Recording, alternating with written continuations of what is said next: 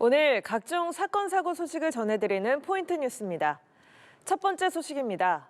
국내에서 자선활동을 위장해 테러단체 지원금을 모은 우즈베키스탄 국적의 남성이 경찰에 붙잡혔습니다.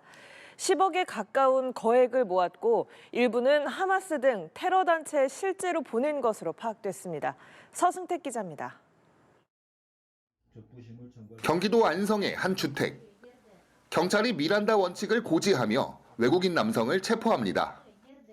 변명의 기회가 있고 묵비권 행사했고 우즈베키스탄 국적의 20대 남성 A씨는 유엔이 지정한 테러단체 KTJ와 팔레스타인 무장정파 하마스 등에 테러 자금을 보낸 혐의를 받습니다. A씨는 아프리카에 우물 사업을 지원하는 자선 단체를 활용해 SNS에 이슬람 난민들의 사진을 올리고 후원을 받는 방식으로 테러 자금을 모집했습니다. 자금 모금을 목적으로 지난 2022년 2월부터 자선단체에서 위장 활동을 했고 자신이 운영하는 축구 동호회 등을 통해 자국 출신 회원들에게도 모금을 받은 것으로 파악됐습니다. 이렇게 모은 자금의 규모는 9억 5천여만 원. 국내에서 밝혀진 테러 자금 불법 모금 규모로는 역대 최대 규모입니다. 이 가운데 2,700여만 원은 하마스의 가상자산 지갑으로 흘러 들어간 사실도 확인됐습니다. 모금 규모도 크지만 송금하는 방식도 사실은 추적이 어려운 방식들입니다.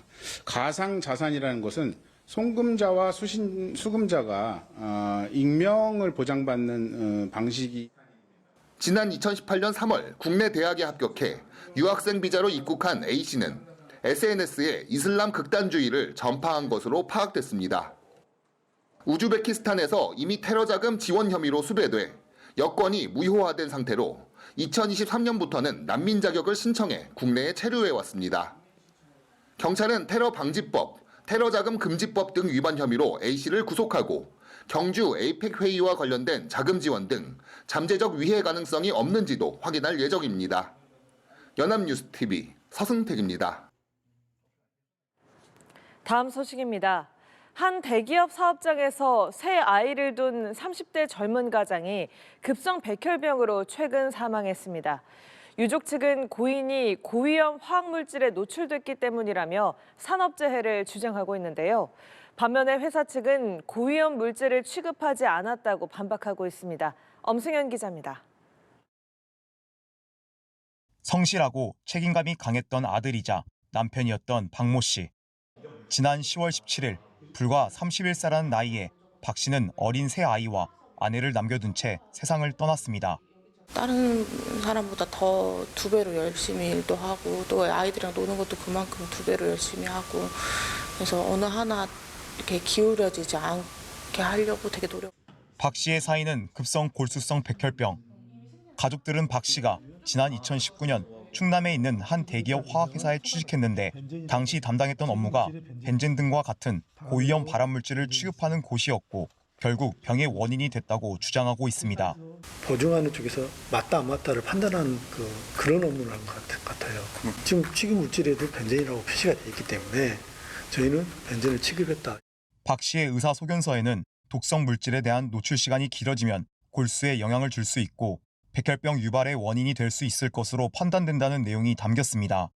백혈병 진단 이후 항암 치료와 조혈모 세포 이식 등을 시도했으나 병은 나아지지 않았고 지난해 12월 산업재해 신청을 했지만 결국 숨졌습니다. 이에 대해 회사 측은 박 씨가 실험실에서 근무했고 모두 배기장치가 설치된 곳이었다며 또 벤젠 등 조혈기계 검사 항목에 해당하는 물질을 취급하지 않았다고 설명했습니다. 또 산업재해보상보험법에 따라 근로복지공단에 관련 자료를 제출했다며 조사에도 투명하고 성실하게 대응할 계획이라고 밝혔습니다. 연합뉴스TV 엄승현입니다. 마지막 소식입니다. 조직폭력배가 개입한 불법 도박장이 제주시 한복판에서 운영돼 왔습니다. 고수익을 미끼로 주민들을 끌어들이고 심지어 고등학생까지 빚을 내 도박에 빠진 것으로 드러났습니다. 김나연 기자입니다. 경찰이 제주시의 한 불법 도박장을 급습합니다. 문을 열자 컴퓨터 화면에는 불법 도박 사이트가 떠 있습니다. 운영자는 돈을 쉽게 벌 수 있다며 주민들을 끌어들였습니다. 카지노 이제 요율은 1.2%, 슬롯 이제 요율은 4.5% 이렇게 돼 있네요. 지금 이만큼 이 퍼센티지를 요율로 먹었다는 거죠. 제주 지역 모 폭력 조직원의 관리 아래 성인 PC방 2곳과 개조된 빌라 1곳에서 업주 등이 도박 사이트 총판 역할을 하며 조직적으로 범행했습니다. 특히 빌라 인근 고교생 5명이 실제 도박에 참여했고 운영진은 이들에게 고리로 돈을 빌려주는 불법 사금융까지 벌였습니다. 한 학생은 1,100만 원을 빌려 모두 베팅에 쏟았습니다. 같은 반 친구들 중에서도 있고 지원이 좀 많은 것 같아요. 40만 원까지 친구한테 빌리면도 결국은 갚지를 못하니까 좀 한심하다는 생각이 들죠. 사이트 같은 걸 통해가지고 하던데 약간 하는 애들끼리 공유해주고.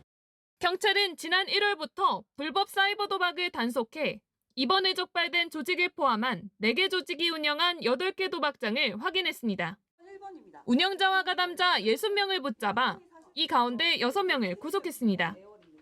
지역 주민들 사이에 이제 알게 모르게 아름아름해서 지인들을 통해서 이제 사람들을 이제 유인해가지고 도박을 하게 했고요. 지역 조폭이 이제 도박 사이트에 전반적으로 이제 운영하고 관여를 했고 청소년들의 도박이 이제 정말 심각한 수준에 있구나라는 거를 사실도. 총 베팅액은 227억 원. 경찰은 총책 등 추가 연루자를 뒤쫓는 한편 범죄 수익금 2억 5천만 원을 환수 조치했습니다. 연합뉴스 TV 김나영입니다.